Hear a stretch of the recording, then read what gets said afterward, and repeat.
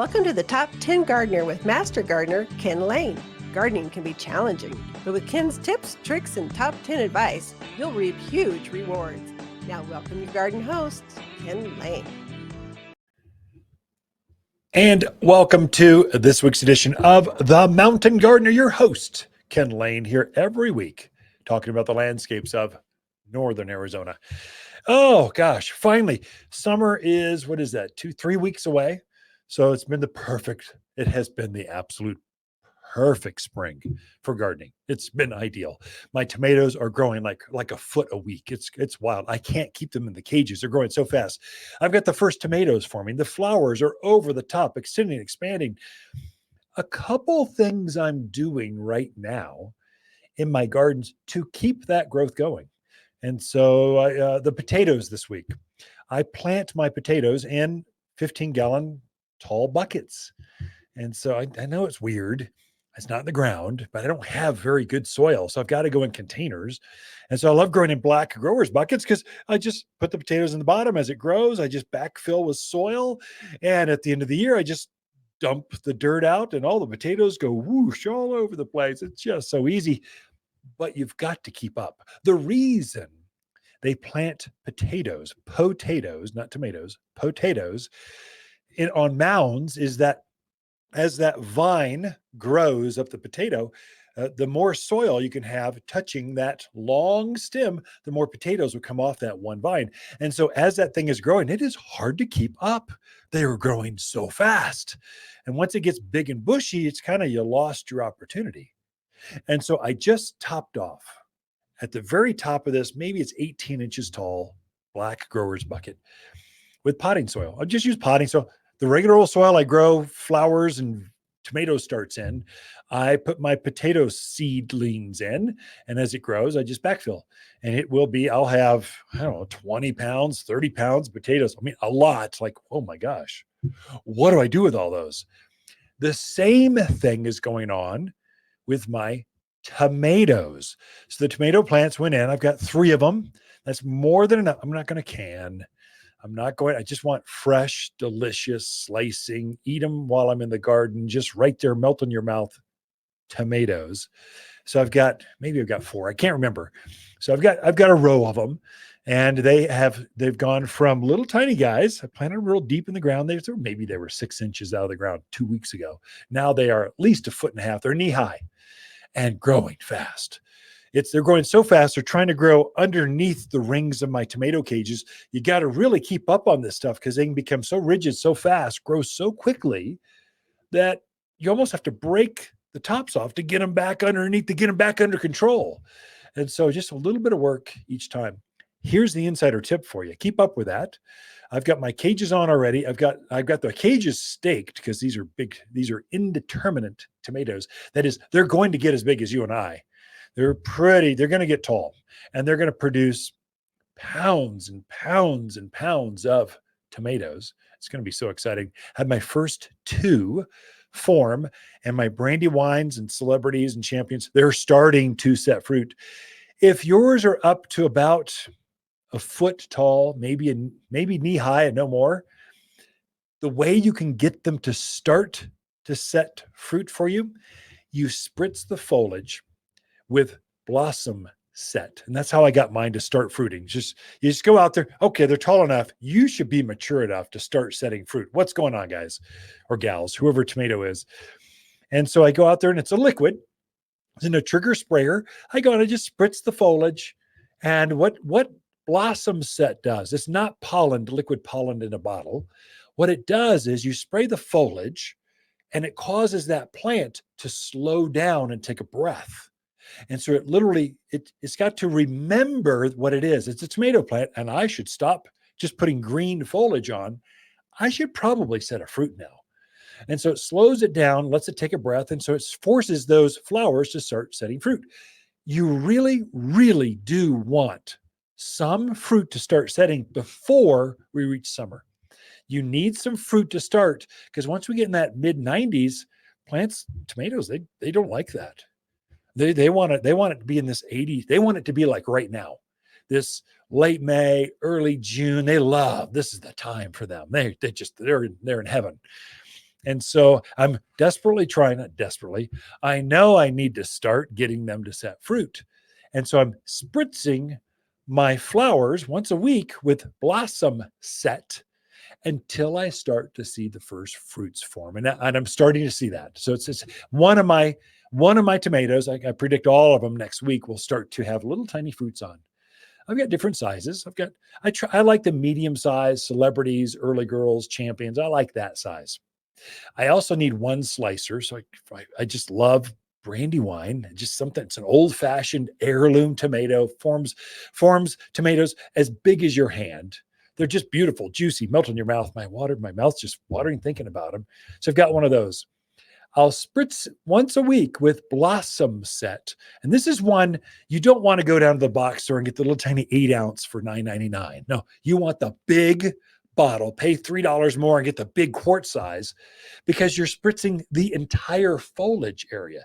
You don't even care about the flowers. You're focused on the foliage, and it will cause that plant will absorb it and then start to go, okay, I'm going to start to make these flowers set some fruit. And they do. And so that's how Blossom Set works. Once I start to see fruit on my plant, I switch it up. So then I'll go every other week with Blossom Set. So I'll hit it with Blossom Set once a week until I see fruit. I don't just do my tomatoes either. I'll do my squash, cucumbers benefit, eggplant benefits from this. Anything that's edible, kind of fruiting plants, vegetable plants are going to benefit from Blossom Set. So you hit it with that. Once I start to see tomatoes forming on my plants, I'll switch it up. And then every other week, I'll hit it with something every week. For 1 week, I'll hit it with Blossom Set. The next week, once I've got fruit on, I'll hit it with Yield Booster, Yield, yield, like yield to yellow flashing lights. Yield Booster.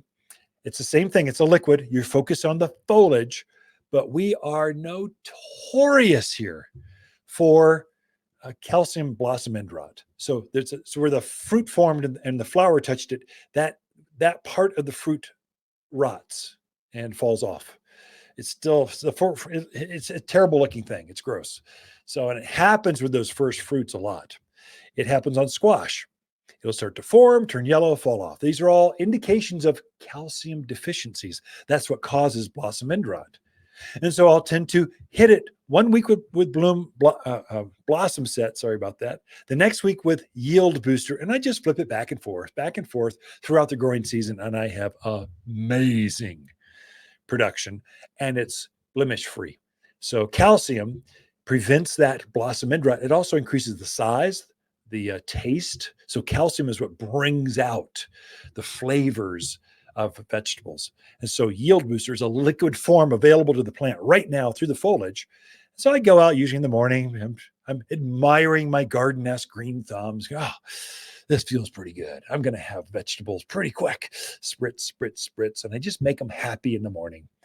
The other one that I'm doing right now, because I know the temperature is going to go up. We're within 2-3 weeks, just before the monsoons at the end of this month, it's going to reach in the 90s, even at the highest elevations. It's going to get close, high 80s, early 90s. And so it'll be hot during the day and then it'll cool right down at night. But plants don't like that. And so I'm trying to keep my soil from being sunburned. So the soil can burn much like your skin. If you're on the lake all day and you haven't put sunblock on, you're going to feel it the next day. Well, your plants feel the same thing at the soil level. And so I don't want that soil to become burned. So I'm top dressing with a 2-3 inch layer of compost or shredded cedar bark. I like cedar bark because it's cedar, so it repels some insects. It's coarse, so it doesn't break down too fast, and it's good at keeping the sun off my soil. It prevents weeds, keeps the soil moist, and mainly it'll keep that soil from drying out and cracking. You'll see this parched lips only at the soil, right at the base of your plants. And so I'm actively spreading compost or shredded cedar bark, those two things, whatever broken bag I have at the garden center, that's kind of what I take home. That's what gets used because I've already bought them. Why not use them? And so I take them home and I spread them out and I make the plants happy. But I'm planning on The summer is going to come and I don't want my soils to be burned, and you don't either. And it's so easy with a 2 to 3 inch layer of organic material over that will keep your plants happy, happy, happy. We've got Lisa Lain coming in with your garden questions right after this. Waters Garden companion plants for June are Moonshine Yarrow, Silverberry, Hall's Honeysuckle, and Sunburst Locust. Sunburst Locust cheerfully shouts, "Hello, spring," with its glowing yellow leaves. As summer heats up, it settles down to a naturally cool green, only to turn gold again in the autumn. This Waters exclusive casts a dappled shade, perfect for reading books or sharing an outdoor meal, and impervious to deer. You'll find the coolest trees here at Waters Garden Center, 1815 Iron Springs Road in Prescott. You're listening to Garden Master Ken Lain, owner of Waters Garden Center in Prescott. Join his daily podcast for timely garden advice seasonally right for the gardens. Ken can be found throughout the week at Waters Garden Center in Prescott or through his website at top10gardener.com. You're listening to Garden Master Ken Lain and the Top 10 Gardener Podcast. Welcome to the Top 10 Garden Show.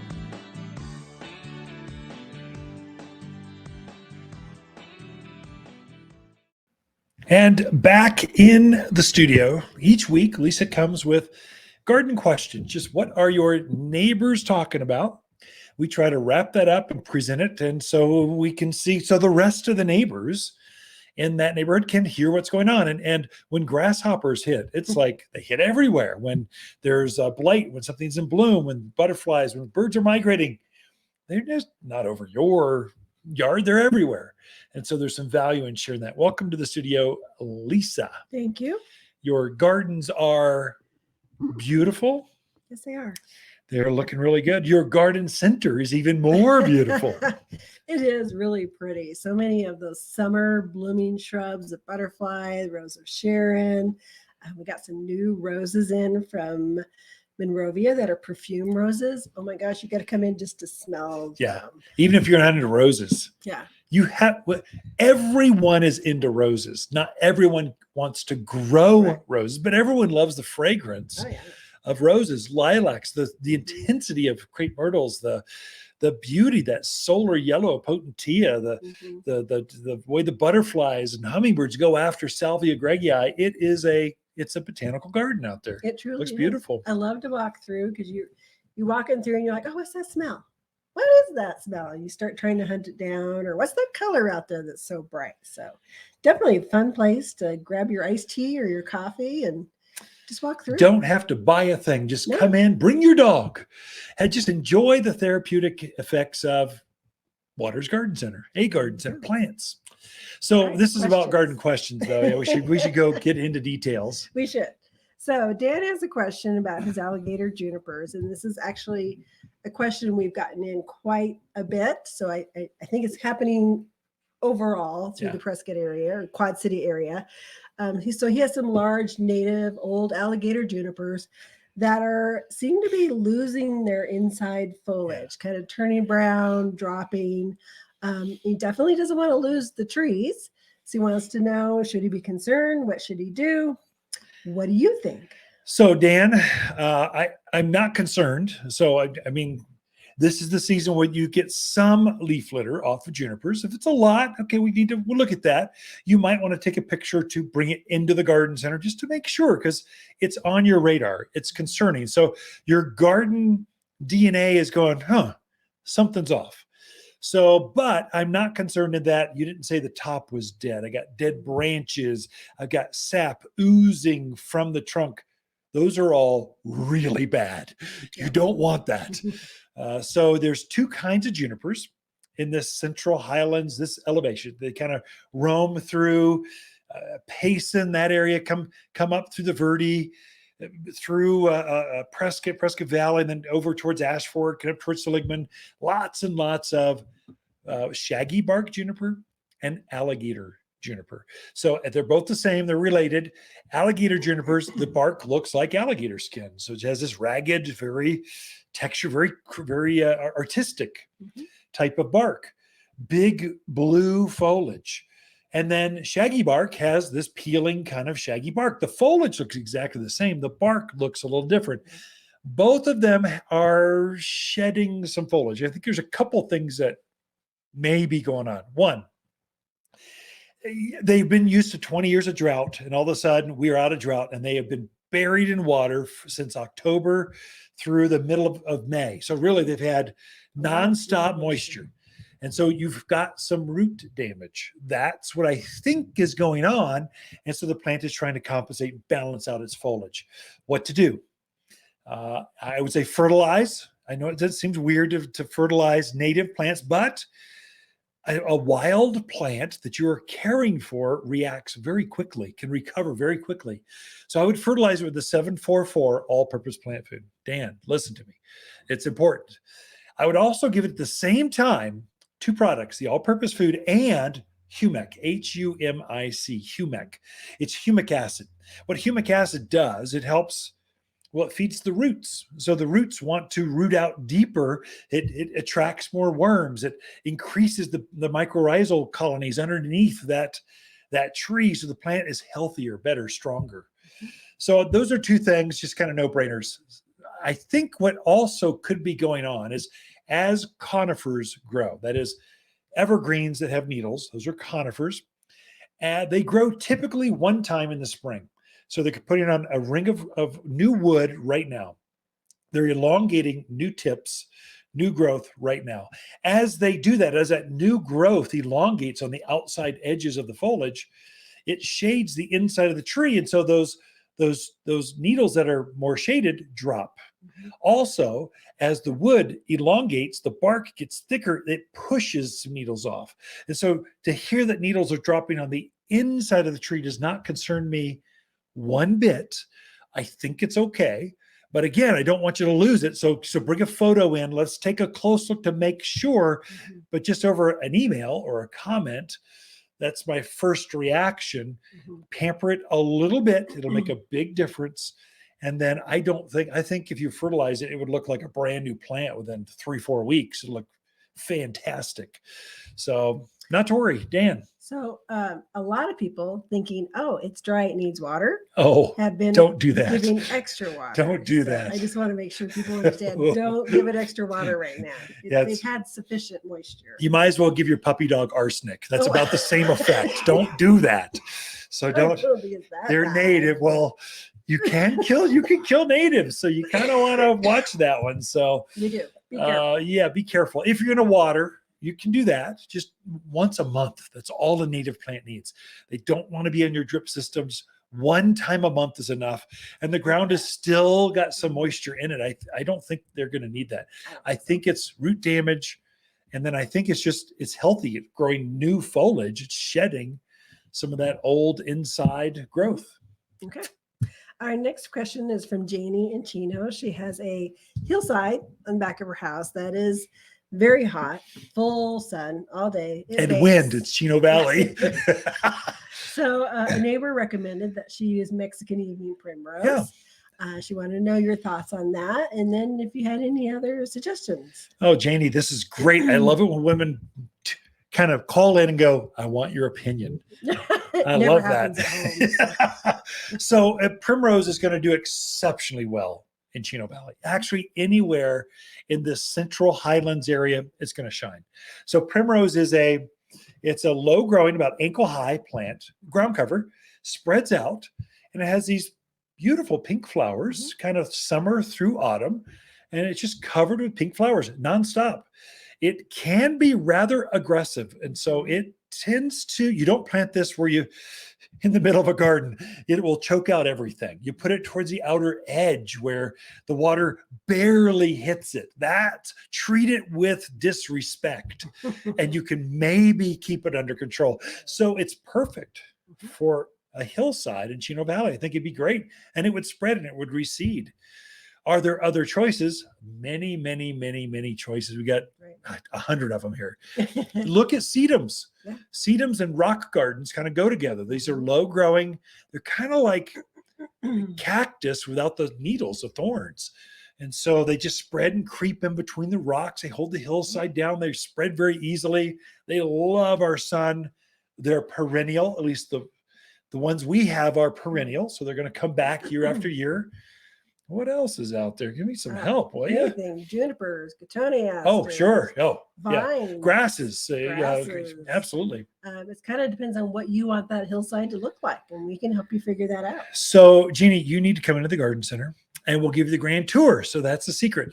I would suggest, since Hillside and Chino Valley, just knowing what I know out there, those are bigger properties typically. And so you'll be tempted to get a whole shopping cart full of things and just plant them in the hillside. You'd be better. A better design tip is get like odd numbers. So 3, 5, 7, group them together. Get another color, 3, 5, 7, group them together, and go with pockets of color. It will look more natural that way on that hillside. We are out of time, Lisa, just like that. So Ken and Lisa Lain, the Mountain Gardeners. Be right back after.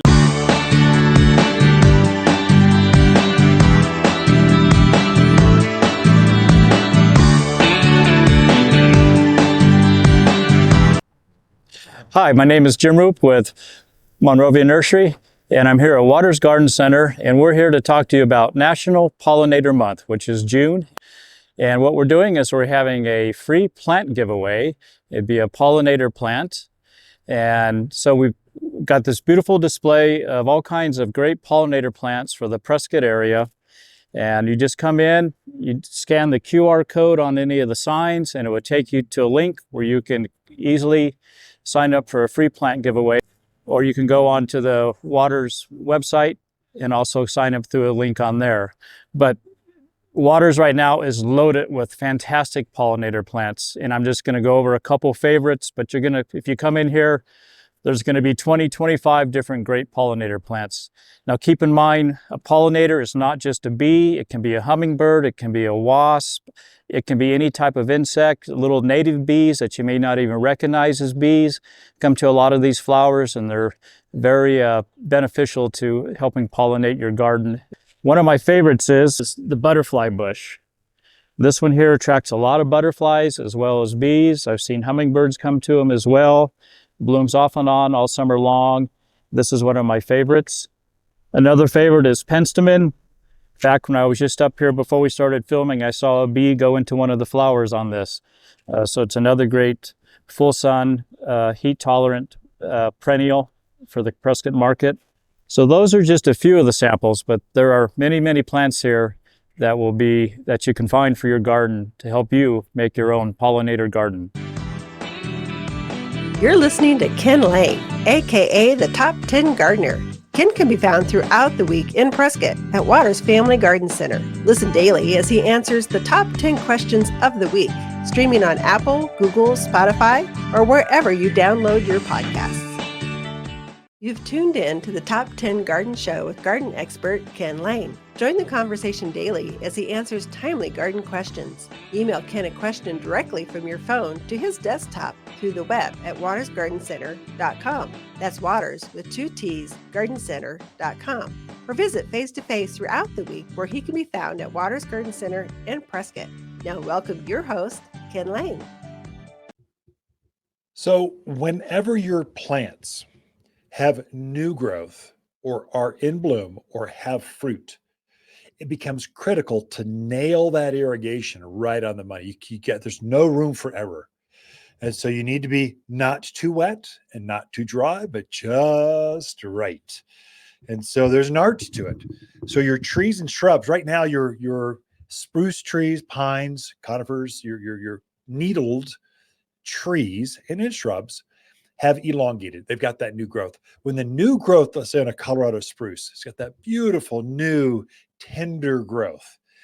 And they're real sensitive to under watering. So if they start to wilt, they should be upright and erect and going, I am proud to grow this year. Look at me. I am so beautiful. And then they start to droop towards the end of the day. That means, oh, there's not quite enough water. So before those new candle growths, those new needles start to coat themselves in some wax, they're real tender, and so they tend to dry out, especially when we have this prevailing dry wind that comes up. It dries plants out. The plants are actually perspiring, not just at the soil, but on the foliage itself, especially that tender new growth. So if you see any kind of wilting, that's an indication of, oh, I should maybe supplement the water a little bit. So if you're on a drip system, you're watering once a week, which is about right. You may need to take a hose and hand water, supplement your drip system for the whole yard with just maybe a hand watering for that new, Fat Albert spruce or Alberta spruce or these pine trees that are out there. It's okay to blend analog with digital. Have your clock run most of the irrigation and then drag a hose out or watering can and just add to the drip system. The other problem is the opposite. So watering every single day, a tree or a shrub, they are not going to like that, not unless they're planted in sand or something. So the water here in the mountains of Arizona is kind of a harder, it doesn't drain as fast. We've got caliche layers where water goes through the soil and then hits this caliche layer, this hard calcium hard pan, and stops. And it starts to pool and build, and it starts to fill up that hole with water. That indication is going to be wilty plants, much like underwater. Wilty, remember the spruce where that new growth started to wilt towards the end of the day? Well, if they're overwatered, they can wilt as well, but then you'll start to see some yellow foliage. So if the leaves are yellowing, more than likely, it's going to be from overwatering. It's either got a hard pan underneath the roots, the system's cycling way too often, something's going on where that water is literally drowning. And the reason it's wilting is that root growth that was in the ground, part of it has rotted off. And so literally the roots are drowning. They start to rot. They have an odor to them. They start to get a brown stain. They're all indications of that plant was sitting in too much moisture. And so now there's not as much root base underneath that plant. And so it can't keep up with the water need of the plant. So it gets wilty. Both are bad. You want to be careful. Now is a time to tune up your irrigation to make sure those emitter heads aren't clogged. Just run it and visually look at that emitter that's at the base of that plant. See it running. If you've got a bigger plant, you may need to add a second emitter. So I went through this week and I tuned up my drip irrigation because I know the hotter weather is coming. I'm just preparing for it. So I'm spreading some organic compost or shredded cedar bark to keep the sun from sunburning my soil, to keep it from drying things out too fast. And then I'm manually just going through and watching where my drip emitters are and if they're working. And so if there's a leak, if I took a shovel or the gophers got to it, the rabbits are eating the heads off, the rats, oh my gosh, are eating the heads off, going after the moisture. Well, then I'll hear that because you'll hear it just spraying out. That little drip 1 gallon per hour emitter head is now off and now it's just spraying out. And you'll see that, but you don't know until you start walking the line or walking your landscape and seeing where that drip emitter is. I would encourage you to do that before it gets up into the 90s. Low, you folks in the Verde, the Sedona areas, you're going to get to 100. I mean, only for a moment, and then it cools right back, but that's putting some pressure on your landscape. So you just want to help your plants get through that heat. Also, watering during the morning. Morning is ideal. Hydrate your plants before the heat of the day. Plants are just like people. They're living, breathing organisms, like puppy dogs. You wouldn't take your puppy dog on a long hike without first taking some water with you, or mainly hydrating before you even go on the trail. Here's a drink before we can get out there. So help your plants take on a drink before the heat of the day, and they'll get through that much, much better. The worst thing you can do here, where the monsoon pattern is pretty regular in the mountains of Arizona, when it hits, the end of June, that last week in June, typically the monsoons start. I know some of you go, we never get rain. We do get rain, and there's a wet cycle coming. It's called the monsoon. It starts the end of June. And it goes through August. And you just never know how much moisture you're going to get, but you will get some. And it will generally be in the afternoon or evenings. That's when the clouds build up and then dump its load. And you never know which neighborhood's going to get it, but you don't want to have wet plants going into the evening. Moist and just with humid stuff. That's when disease and wilt mildews and things happen. You want to water in the morning rather than evening, so the plants can go through the heat of the day. Anyway, that's the insider tips for this segment. Got more for you though. Hold on, be right back. Water's Garden companion plants for June are golden locust, moonshine yarrow, Hall's honeysuckle, and gilt edge silverberry. Gilded Edge Silverberry grows head high with bright gold and blue leaves that screens out the most obnoxious neighbors while standing up to blistering heat and wind. The super sweet flowers are utterly animal proof. Even javelina and deer don't like the taste of this local shrub. You'll find the best evergreen natives at Waters Garden Center, 1815 Iron Springs Road in Prescott.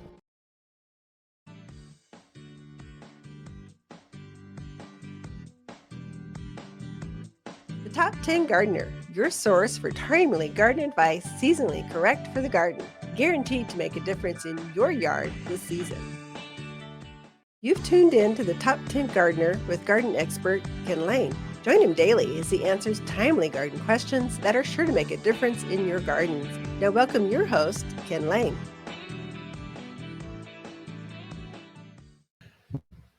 All right, so we are back with Lisa Waters Lain in the studio. She comes each week, and this segment's just for her to inspire us, to want to just be out there in nature, to capture butterflies and take a closer look at ladybugs and smell the fragrance and just enjoy the fresh air. Welcome, Lisa. Thank you. So how's your garden growing? Actually, really well. It is. Our garden is looking very good. Our veggies and our flowers and our trees and our shrubs. I've got tomatoes starting to form. We got a little squash we'll probably pick off this week. So cucumbers are starting to elongate really fast. So things are happening. The flowers are flowers. Dahlias, that's my favorite flower. You get to pick one, you deadhead. And they just keep pushing more and more blooms. So I did actually fertilize everything that blooms or fruits with Root and Grow this week. Next week, I'm trying to get more consistent with that while they're young. Root and Grow is a compost tea that helps things to root out, gets deeper green, helps them just to grow. And then I'm trying to I'll switch very quickly to Flower Power, which is a water-soluble food that helps flowers grow bigger, that has fruits grow longer, bigger, more. And so it seems to be making a difference. So I see that, I notice it. Okay, so you're doing Root and Grow to get them started and healthy and growing, and then you're going to switch to the Flower Power. Correct. Okay. Yep. That'll work. So what do you got for us? Well, speaking of flowers and power, so I wanted to bring in some perennials, so plants that come back every year. And these perennials are long blooming perennials. So sometimes you get that seasonal, like candy tuft. I mean, it's beautiful in the spring, great early perennial, but it's going to stop and then it's kind of done. Great if you're mixed in beds and stuff because you don't really notice it because other things start blooming. But I wanted to bring in some perennials that are going to give you season from color from beginning to end. Now through October, November, I mean, you've seen some of these through winter almost. Yeah, good. So one of the first ones I wanted to bring in, and I love this plant, and I just don't think it's utilized very much. And it's such a huge family of plants. So dianthus or carnations, as sometimes you see them called. It's such a huge family. You want a color, you want a variety, you want a style, they've got it. So it is actually now you're just having fun with the camera. Sorry. Keep talking. They literally bloom all season long. Once they start, they're not going to stop until we get really consistently cold. It's also one that 9 times out of 10 is going to keep the foliage through the winter time. It's probably not going to bloom, but it keeps the foliage in through there. And very, very fragrant. I love the smell of carnations, dianthus. Like cinnamon almost. Yeah. Very excellent plant for animal resistance. Most of your critters are not going to eat these. And they come in just a variety of colors. So this is a real simple, this one's what? Passion. Violet passion. Forever violet passion. Or violent. Forever violet passion. So violet. It's got more of a color. Simple blue. Yeah. Kind of look at that though. It's got, there must be 50, I don't know, 70 flower buds. There's more flower buds than foliage. That's nuts. So this is another one. This is more orange. I forget the name of this one. Is Premier Orange, but it really is orange, and it's unusual to find that color of orange in a carnation. Just naturally orange, very, very pretty. Isn't that funny? And it's got the fuller flower to it. And both of these guys, when those flowers start to fade, if you just pinch them off, you're going to get more and more and more flowers. And it's another one you were talking about, flower power. If Oh, you yeah. use that every 2 weeks on these guys, they are just not going to stop. Yeah. Yeah, pretty. So this is carnation, premier orange carnation. So like you'd put in a boutonniere or something, only you can grow these outdoors. You can use them for cutting. Yeah. Beautiful. Butterflies like them. This is just a hardy, tough plant. And rabbit javelina generally leave them alone. We got a rascally ground squirrel in our gardens. Oh, we do. Yep, and Gotta he let the is dogs out more. fat and chubby. He's been eating the garden. I think he Oh, came from the neighbor's house. probably. Another one that I really like, and there again, it's a huge family of plants, is Coreopsis. So Coreopsis, usually most of the times are yellow or browns and yellows, sometimes reds and yellows, to a simple blossom to a big, they call it a sphere. So it's a big, almost looks like a big tennis ball on the end of your Trying to help folks tune in. Thank you. So Coreopsis love the sun. Oh, yeah. Great sun plant, continual bloomer. There again, deadheaded. But hey, we all need something to do in our lives. So go out there with your cup of coffee and deadhead your flowers. It is and you'll get a lot therapeutic. more blooms. Yeah. But it's another one that's just going to consistently bloom until we get that really super hard frost. And then it'll go, I'm going to go to sleep. I'll see you next spring. Yeah, it hibernates underground.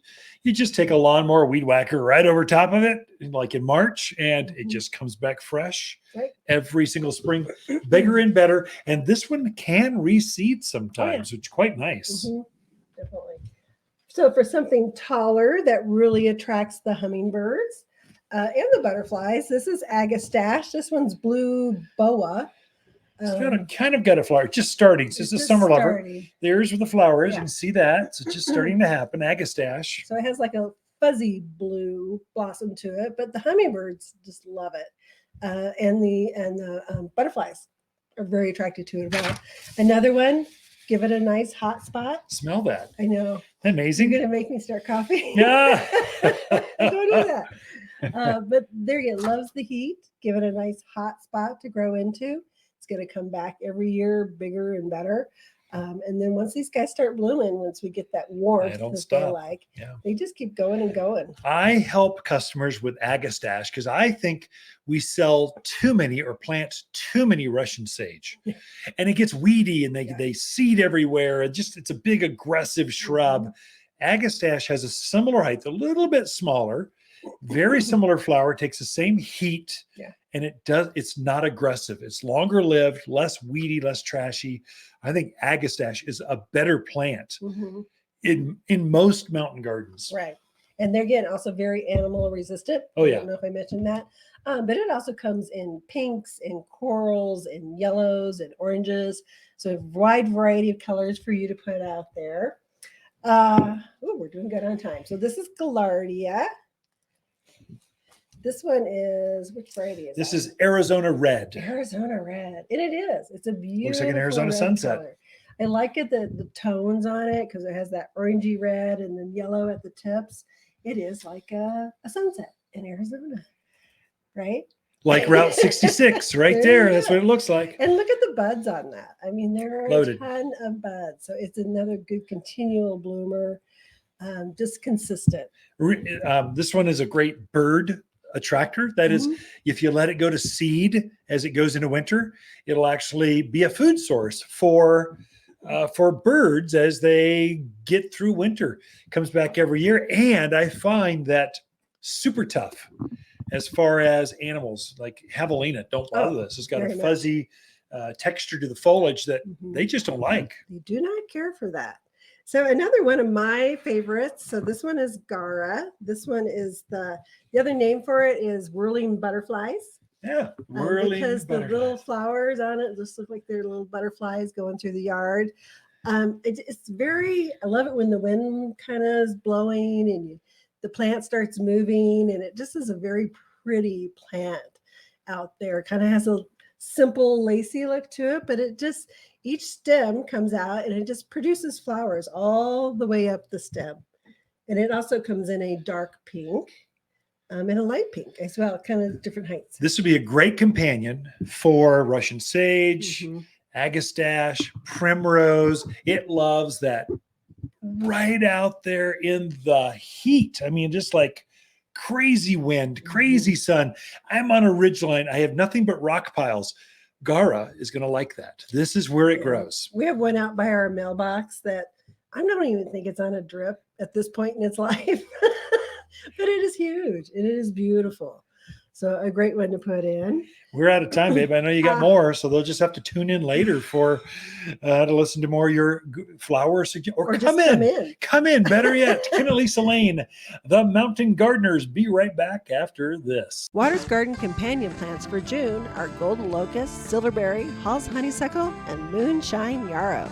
Moonshine yarrow is a fuss-free, heat-loving perennial with large clusters of canary yellow flowers held above a ferny foliage. It's just stunning. Mountain tough, you can't kill this perennial that only blooms better year after year. Javelina and rabbit detest the summer blooms. You'll find moonshine yarrow for a limited time at Water's Garden Center, 1815 Iron Springs Road in Prescott. You're listening to garden expert Ken Lain, owner of Water's Garden Center in Prescott. Look for more tips, tricks, and garden shortcuts through Ken's website. Additional shows of this podcast, read his weekly garden column, or follow him on Facebook, Instagram at watersgardencenter.com. That's Waters with 2 T's, gardencenter.com. Welcome to the Top 10 Garden Show with Ken Lain. Listen to Ken's tips, tricks, and garden shortcuts guaranteed to make your gardens more beautiful than ever this year. Now welcome your host, Ken Lain. So June, we're well into it. So we're a couple weeks, 2-3 weeks away from summer, whenever that is. And it's perfect. And so this is, everyone thinks that we have 4 seasons here in the mountains of Arizona. Really, we have 6. And I define them a little differently. As a gardener, I'm thinking of spring, summer, fall, winter. Okay, those 4 are no-brainers. You got your lilacs in spring, your roses Sharon, the crepe myrtles in the summer, you got your fall-colored maples and aspens, you got your winter evergreens, spruce, pine, fir, cypress, cedars. But then in addition, I define early spring. So early spring for the mountains, it can be very nice, but it's still going to snow and be kind of frosty. There are some plants that love that early spring season. Spring, that would be things like pansies and violas and your early vegetables like lettuce, broccoli, cauliflower, your early spring bloomers like forsythias, flowering quince, winter blooming jasmines, camellias. These are all things that are early spring. And garden centers have these things available for planting then. They don't have them later. I don't have any of those right now, or I have 1 or 2 left. Spring season, the peak planting. That's when most people are used to a garden center. That's when your tomatoes and your flower gardens, your geraniums go in. That's when a lot of the flowering trees like crab apples and red buds, they all go in then. That's the most popular season. Now we're going into summer's a couple weeks away, and that's all the summer things that love the heat. So some things were real late to leaf out. You notice your desert willows. That's a summer plant. It doesn't like spring, has no interest in spring. It's waiting till the soil is warm enough, and then it starts to leaf out, and then it blooms. A chaste tree, smoke bush, all your agaves, bear grass, your summer, a lot of the xeriscape or native stuff. These are all summer. They love the heat. They're like lizards. They want to roll up. They want to climb up on a rock and just warm up. They don't want to be shivering in the cold. They don't have an interest in spring. They like the summer. Fall color, that's October. Your aspens go into bloom, into not bloom. They look like a bloom, but it's beautiful gold. Aspen, Populus tremuloides, that trembling leaf poplar with that gold color. It's magical. I mean, it's uniquely Arizonan or Rocky Mountain West. It's us. I mean, that's us. You can find them wild. Aspen Creek you could walk there from the garden center right here in Prescott. So aspens are very common. Winter, we've got some of the largest evergreen forests, whether it's pine trees, junipers, or whatever, right here. I mean, every landscape needs to be anchored in evergreens. So I just gave you 5 seasons. So early spring, summer, fall, winter. But then there's June. June is a unique month. I define June as perennial month. We've had perennials since the beginning of the year. I mean, from little tiny starts, some of your early spring bloomers, daffodils and your blanket flowers, some of these things. And they were pretty, but the prettiest flowers are now. And so now you're getting all your echinaceas and gaillardias and pincushion flowers and Shasta daisies. The list goes on and on. The daylilies finally are starting to show bloom. These are things that look best in June. I had most of those at the garden center back in March and April and May, but they were just green. They weren't in bloom. The reason June is perennial month. Remember, perennials and permanent. So you plant them once and they're done. So perennial and permanent are those things that come back year after year after year and better. So I prefer perennials mostly. I've got quite a few annuals, but I'll anchor it with a perennial and then accessorize, put the frosting with my annual flowers. So perennials are those that they just come back. So there's a lot of choices, and we are in natural perennial country here. They just love the elevation of Arizona. They love growing at this altitude. And so all the plants your grandmother grew, they probably grow here too. And you can get them year round mostly, but right now they're all in bloom. So you don't have to look at that little tiny tag and try to imagine what it will look like in June. You know, you're in here shopping the first couple weeks in March. Okay, they're just starting to emerge from the bucket. You're basically buying a root ball, and then they're growing up like peonies. I sell hundreds of peony, but they're always in root balls. So they're in bloom. They're in bloom right now. And so, but you got to envision some. Well, in June, you don't have to envision anything. They're just all in bloom. It's super. I mean, had the most beautiful, big, glorious Denver Shasta daisy. This is the perfect, kind of preferred daisy. It's a white flower with a dark center. It's just an easygoing, full sun, takes our wind, takes our sun, takes our crummy earth, and blooms and blooms and blooms. It's hard out. Well, earlier I had Shasta daisies. They were just green, but when they're covered, the whole top of it's covered in white flowers. That's an inspiration. That's why June is perennial month, especially for things that maybe are the summer bloomers.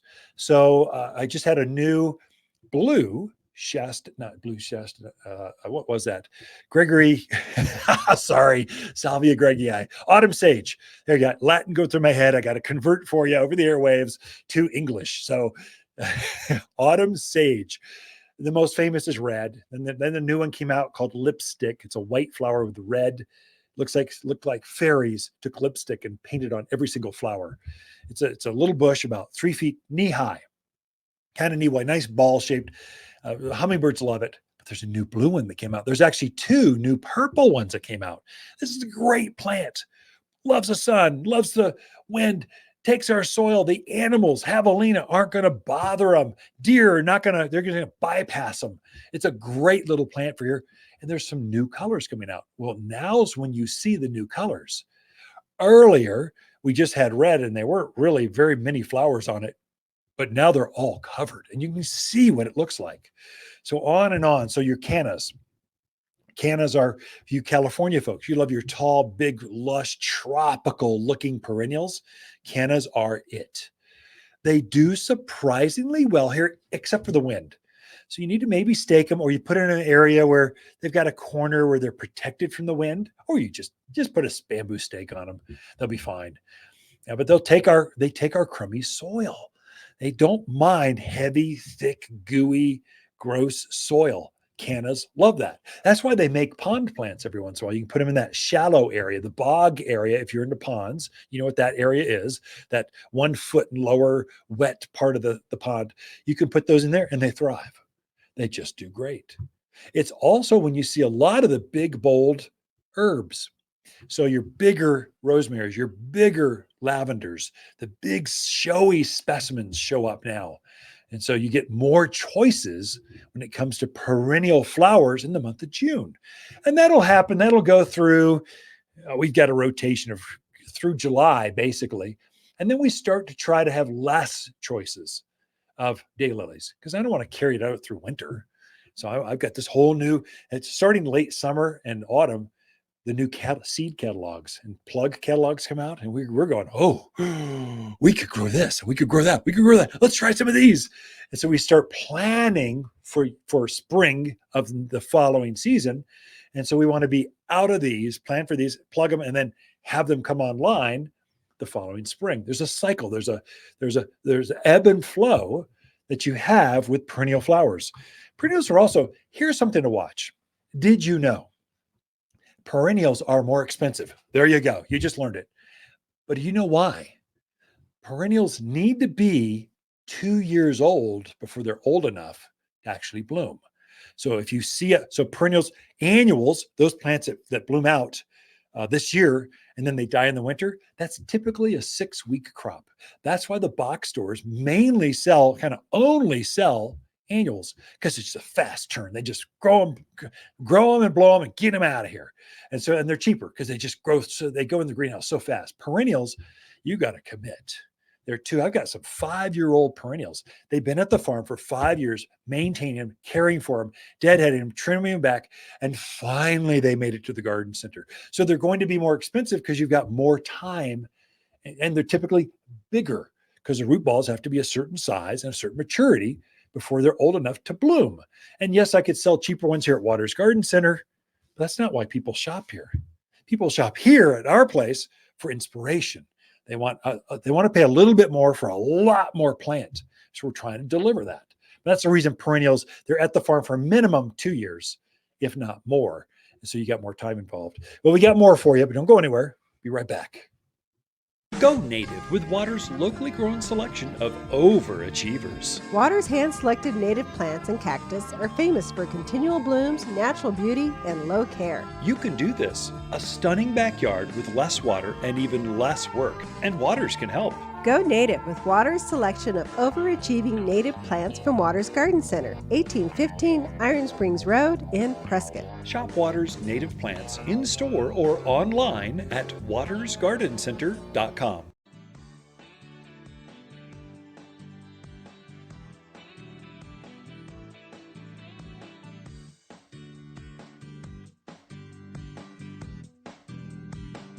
You're listening to garden expert Ken Lain. He can be found throughout the week at Waters Garden Center in Prescott.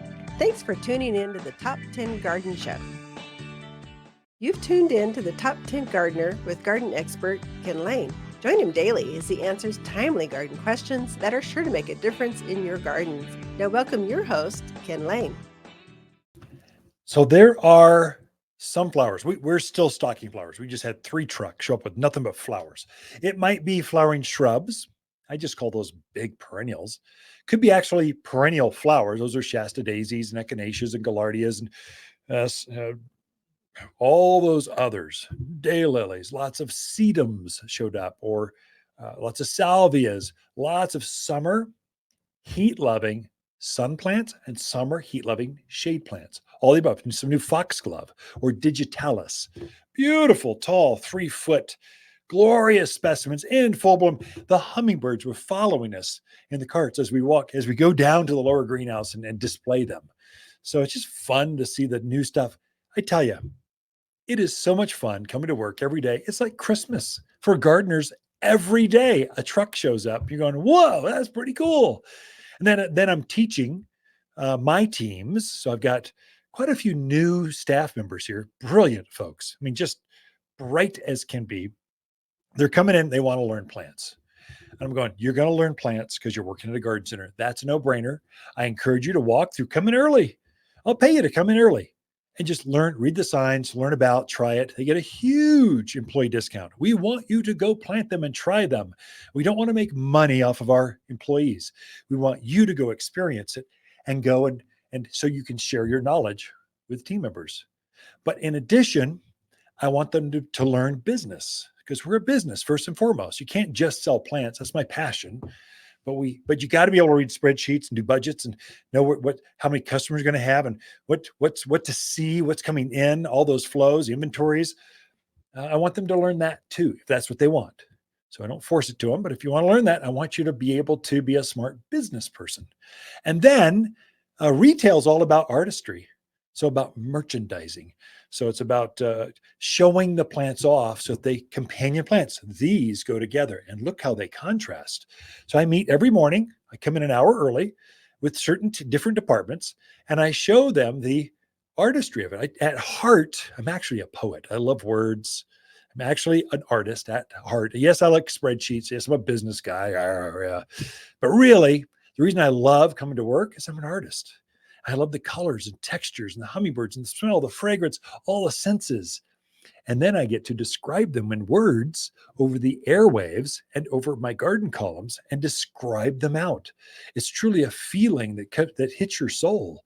That's what gardening is. And I want to share that with my team members. And so when you work here, yes, I'll pay you well.